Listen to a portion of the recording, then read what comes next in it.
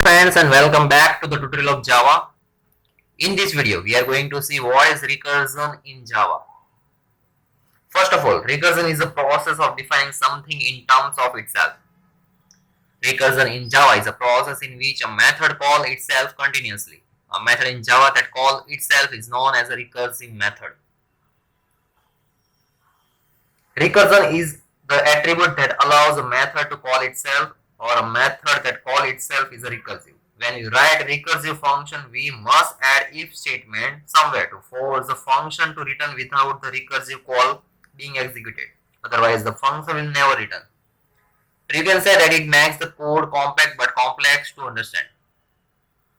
Somewhat syntax you can define as return type space, there is one method name. Return type means it can be void or any data type like integer or float.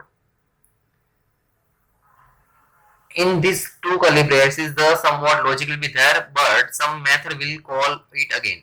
Means in the same method name, the method name will call it again. Let understand this with help of an example. In this example, I have defined one class, that is fact. In this fact method, I have defined one method. As a factor in bracket, one parameter is there, that is integer n, but I have defined this method as a int. Means suppose I have defined this method as int, means somewhere it is return one statement. There is here return will statement, and here also there is a return statement. Suppose you define a void method over here, means you don't need to define a return statement. As you define int over here, means somewhat return statement will be there. But in this int factorial in bracket int and let's see what is there. Int result means one data type is defined as the int and the name is result. If n is equal to 1, means the value of n is equal to 1, then it will return 1. Else return factorial in bracket n minus 1 into n. Means in this factorial method, the same factorial method is there. That is, you can say it some was recursion method over here. But how it can running? Let's see the main method. In this main method, I have created one object, that is fact. It is our previous class, that is fact f is equal to new fact. Through this f object, I have what I have done, f dot factorial of 5. F dot factorial of 5 means through this object I am calling this factorial method with n is equal to 5. Means factorial of 5.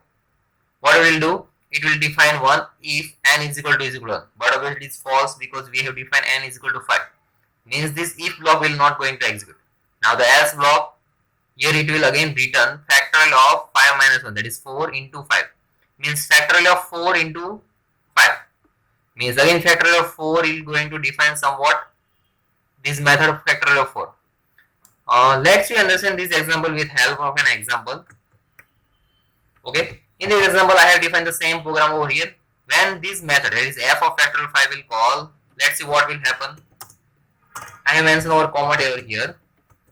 When factorial of 5 will be called, the output is something like factorial of 5. Means factorial of 5, value of n is equal to 5.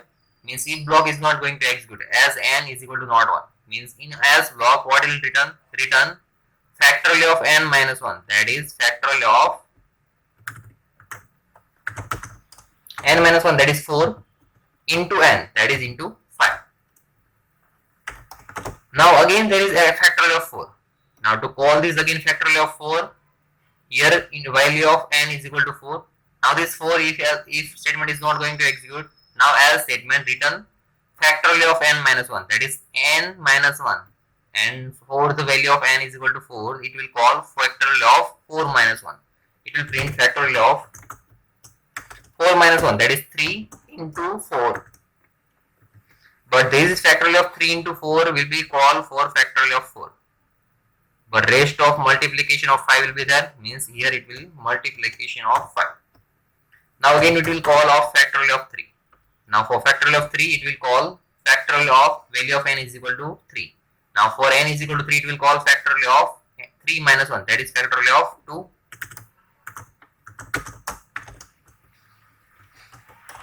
Into n, that is 3.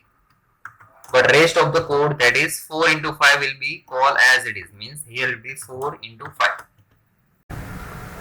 Now again there is a factorial of 2. Now for this factorial of 2, value of n will be 2. Now for the value of n is equal to, in else statement it will return factorial of 2 minus 1, that is factorial of 2 minus 1, that is 1 into n, that is 2. But rest of the code will call IDs, that is 3 into 4 into 5. Now for the factorial of 1, let us write. Now this factorial of 1, here value of n is equal to 1. Now for the n equal to 1, if statement satisfies the statement, means it will return value 1. Means output will something like this, factorial of 1, that is 1, and rest of the code will add is, that is 2 into 3 into 4 into 5. Thus how actually our program will execute the output, that is output will be something like 1 into 2 into 3 into 4 into 5. That is, I think output will be 120. Let's compile this file and run this file. Now to compile this file, java c, name of that file, that is I think recur.java file. And now to run this file, java and name of the class which have main method, that is recur. Okay, the output is 120. In terms of factorial of 5, output is 120. Now let's change the value as value of 4. Now for the 4 value, it will directly call from this thing. Means factorial of 4 into 5, that is factorial of 3 into 4 into 5. Here it is not 5. Here it will be 3 into 4. Likewise, it is called 3 into 4. Likewise, 2 into 3 into 4.